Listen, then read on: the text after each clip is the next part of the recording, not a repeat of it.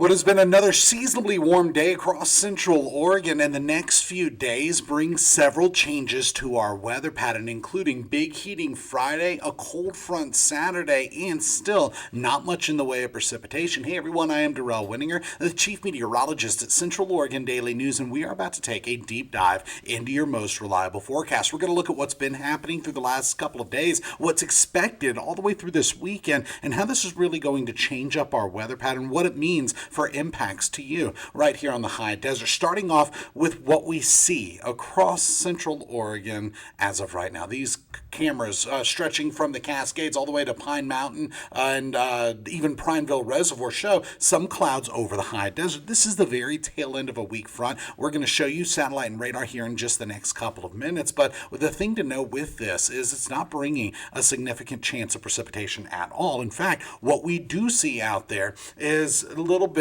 of cloud cover, and winds are a little breezy at times. Now, going forward, that is going to be changing through the rest of this evening, but even when we look out with the Oregon Hazard Labs cameras, the bin camera out at ODOT looks like we could see a little bit of a smoke plume right here on the edge, and that's looking to the north and northwest a little bit. But for most of central Oregon, we just have this additional cloud cover. It wasn't like this all day. In fact, earlier we had a lot more sunshine, and a couple other cameras do show some smoke out there, just not much in the way of the big plumes. And so that actually translates to good to moderate air quality across the high desert. You're looking at two different networks right now on the map. The first is the DEQ, the hourly average, what all the guidelines are based off of, and that's just good to moderate. The second is all those little green dots. Those are from East Space Labs. It's a local company in Bend, Oregon, and they just deploy a whole bunch of their own air quality monitoring stations across central Oregon, and most of them are showing good air quality as well. Even when we go ahead and just look around at a couple of other things, I'm going to try to pull up the purple air sensors. There we go.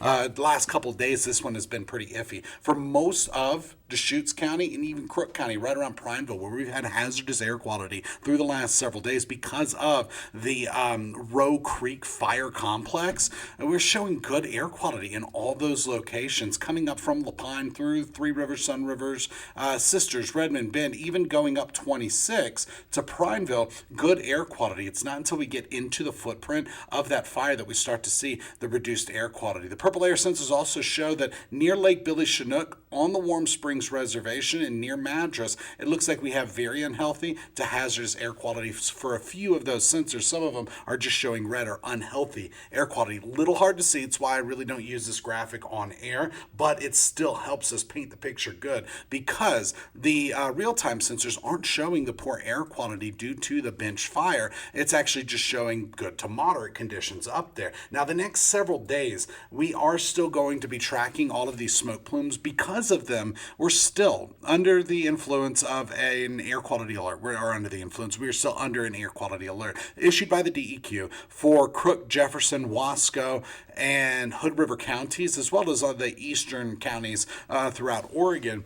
This is because of regional wildfires. Some smoke will bring our air quality down to unhealthy or worse at times. Now, on top of that, when it comes to weather alerts, the National Weather Service has issued a series of fire weather watches, and the chances are they're going to be upgraded to a red flag warning, might even spread out a little bit more. Now, earlier today, this was just to our north, Wasco County, getting up towards Pendleton, but through the morning hours, they actually expanded this to include most of Central Oregon, just not all of Central Oregon. If it were me issuing the warnings, I would have that just blanketed across Central Oregon, because not only do we have critically dry conditions, but it gets even drier during the next couple of days. And then by Saturday, we actually have much stronger winds with a weak front, a dry front that's going to be pushing through. Speaking of winds right now, those gusts aren't too impressive. Later this evening, they will become pretty strong. In fact, we're looking at actual winds, sustained winds between 10 and 20 miles per hour. Some of those gusts as high as 25. By Friday, breezy at times, similar to today. And then by Saturday, we're looking at 10 to 20 mile per hour winds, but I think this forecast model is underdoing it. I would prefer, if I could, to have it say 15 to 25 mile per hour winds, with some of those gusts getting as high as 35 to 45 miles per hour. So that's just one of those things we're continuing to track, because Saturday we have that weak front rolling through. Meanwhile, right now, just some clouds rolling over the high desert, and there have been a few stills of the radar imagery that show a few sprinkles over the Highway 20 corridor right on the Deschutes Crook County line. I don't even think a lot of that's reaching the ground. But there is a little bit of moisture embedded within those clouds. The clearing line is just about across through Bend right now, and for most of Central Oregon, we're going to be clearing out through the rest of this evening. This is the tail end of a weak system. It's really not impacting us. And on the backside of it, winds get a little breezy. The big system that's way out over the northern Pacific Ocean and Gulf of Alaska with that cold front coming out of BC, Canada, over Vancouver Island and into the Pacific Ocean, that's the one. That's the one that when it finally rolls through on Saturday, brings us those stronger winds, then initiates a dip in temperatures that brings us to from well above average at this time of the year to well below average at this time of the year. So let's time this out. Through the rest of this evening, that little bit of cloud cover we have, that thins out. No rain in sight. By Friday, sunshine. By Saturday, sunshine. By Sunday, or by late Saturday, I should say. Let me pause on that. Late Saturday, some additional clouds are expected. That's our cold front. By Sunday, back to sunshine. And with that sunshine, we are actually getting a big dip in temperatures. Let's run through that real quick. So right now, temperatures this afternoon close to a little below average for this time of the year, 80s for most. And then through this evening, we're back down into the through the 70s into the 60s tonight. After midnight, back into the 40s with a few 50s. And through the day tomorrow, 90s. So on the backside of today's week system, we're bringing the heat to wrap the week. And then we'll quick look at the UV intensity forecast because we're not looking at prolonged times of heavy cloud cover, just some smoke in and out clouds. We actually keep the UV intensity up at very high with 90s tomorrow. Then we get a dip in temperatures. Now, I do want to point one thing out. A lot of people correlate instinctively. They just correlate the warmer air, the hotter days, with the fire risk. But we're going to look at a graphic here in a second that's going to help explain that a little bit better. Just between now and Sunday at 11 p.m., no rain in sight. Now let's look at the temperature trend. Remember, Saturday is when we have that critical fire weather.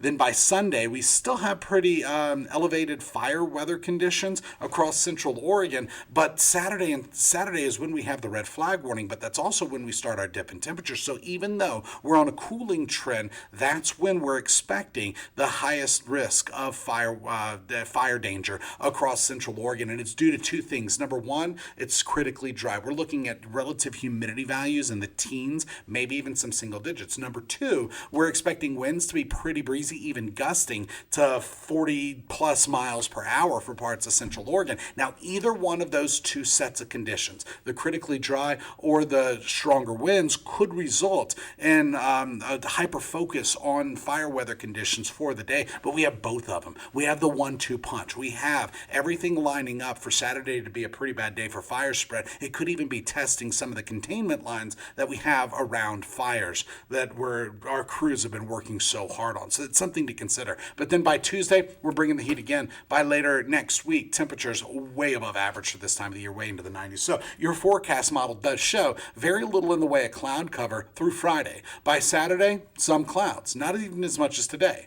And then by Sunday, we clear out. We get back to sunshine. That entire time, it stays dry between now and 5 p.m. on Wednesday. So almost this time next week, the closest precipitations on the other side of the Cascades could get some sprinkles up the west slopes, but the mountains just absorb what little moisture there is in this moisture-starved system that's coming through on Saturday. So for tonight, expect 40s with some 50s on the map. By the time we hit Friday, we still have some smoke. We have a lot more sunshine. We have 90s on the map. That is going to be the hottest day of the stretch, and then Saturday starts to cool down with those gusty winds and the fire weather watch.